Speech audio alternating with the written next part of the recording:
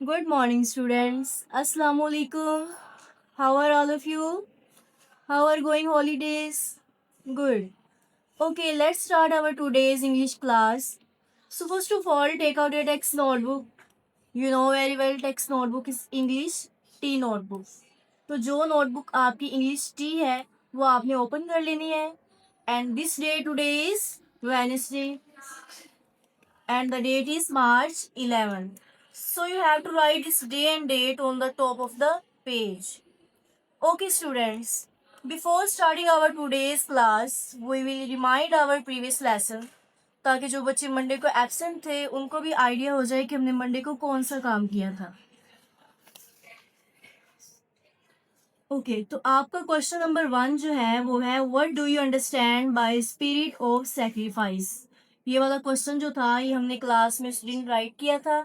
तो आज मैं आपको ये दोबारा से करवाऊंगी ताकि जो बच्चे नहीं आए थे उनको भी ये लर्न हो जाए.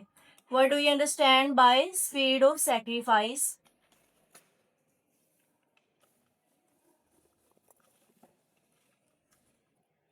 यूनिट नंबर 1 का क्वेश्चन नंबर 1 है what do you understand by spirit of sacrifice. तो ये मैं आपको थोड़ा सा रिपीट करके बता देती हूँ ताकि आपको आइडिया हो जाए कि इसका क्या मतलब है. मैं आपको इसको उर्दू में ट्रांसलेट करके बता देती हूँ. स्पिरिट ऑफ सेक्रीफाइस का मतलब क्या है, आपको इसके बारे में क्या समझ आए रीडिंग में रीड करके. It means giving up something for Allah. इसका मतलब होता है कि अल्लाह के लिए, अल्लाह की खातिर अपनी सबसे प्यारी चीज़ को कुर्बान करना. जैसे कि हमने रीडिंग में देखा था कि ईद पर हम सारे क्या करते हैं, एनिमल्स को सेक्रीफाइस करते हैं. यानी एनिमल्स के साथ हमें बहुत प्यार होता है तो हम क्या करते हैं, उसे अल्लाह के लिए सेक्रीफाइस कर देते हैं. तो इसको हमने डिटेल में डिस्कस किया था क्लास में, लेकिन हम आज इसको दोबारा से ही कॉल कर रहे हैं ताकि हमें इसका आइडिया हो जाए. आज हमने करना है question number 2. Why should we treat animals with kindness. आज हमने क्वेश्चन नंबर 2 करना है why should we treat animals with kindness. हमें एनिमल्स के साथ काइंडनेस से पेश क्यों आना चाहिए.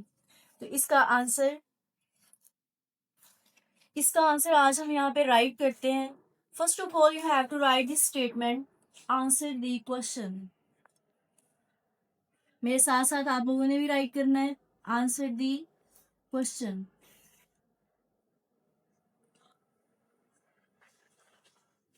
ओके ये वाली स्टेटमेंट राइट करने के बाद आपने नेक्स्ट लाइन पे राइट करना है क्वेश्चन नंबर 2. क्वेश्चन नंबर 2 क्या है, हमने बुक पे देखा है अभी.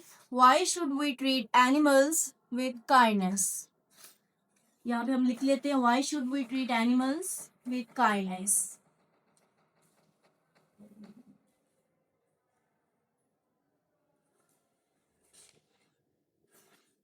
Animals with kindness.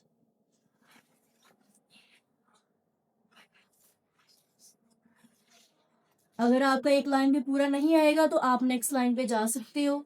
और अगर आपको यहाँ से क्वेश्चन की समझ नहीं आ रही तो आपने बुक का पेज नंबर ओपन करना है, पेज नंबर 5. तो आप क्वेश्चन नंबर 2 जो है वो पेज नंबर 5 से भी देख सकते हो, जहाँ पे लिखा हुआ है B, why should we treat animals with kindness.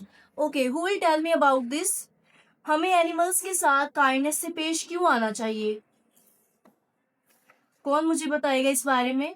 हमने रीडिंग में भी देखा था कि हमें एनिमल्स के साथ जो है वो काइंडनेस से पेश आना चाहिए. एनिमल्स के साथ हमें मोहब्बत से, शफकत से, प्यार से रहना चाहिए जैसे कि हम दूसरे इंसानों के साथ रहते हैं. तो हमने इसको डिटेल में डिस्कस किया था रीडिंग में कि एनिमल्स और ह्यूमन बीइंग्स जो इंसान होते हैं उनमें क्या फ़र्क होता है.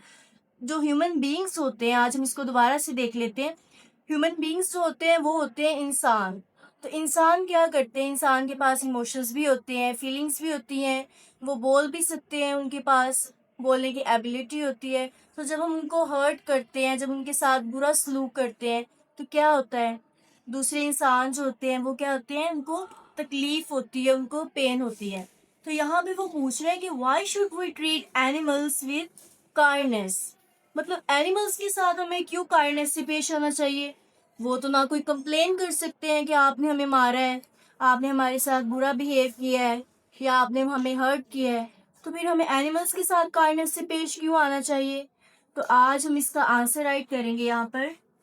आप लोगों ने मेरे साथ साथ राइट करना है answer, because BECAUSE, because animals are ARER living, LIVING living beings, BINGS beings. What's the meaning of this line? Because animals are living beings. क्योंकि एनिमल्स जो हैं वो जानदार होते हैं, वो भी इंसानों की तरह जो है जानदार हैं, उनके पास भी फीलिंग्स हैं, इमोशंस हैं, बस उनके पास एक चीज़ नहीं है कि वो हमारी तरह बोलने की एबिलिटी नहीं होती उनके पास। तो बाकी क्या है, उनको भी पेन होती है, वो भी हर्ट होते हैं, उनको भी बुरा लगता है। तो इस वजह से हमें एनिमल्स के साथ भी क्या करना चाहिए, काइंडनेस से ट्रीट करना चाहिए। तो हम यहाँ पे लिख सकते हैं because animals are living beings, क्योंकि एनिमल्स जो हैं वो लिविंग बींग्स हैं, एनिमल्स जो हैं वो जानदार हैं। अब आपने इस क्वेश्चन के आंसर को 3 to 4 टाइम्स अपनी नोटबुक पे राइट कर लेना है और आपने इसको लर्न कर लेना है विथ स्पेलिंग्स, और इसी का आपने होमवर्क कर लेना है नेक्स्ट पेज पे। Okay, good bye.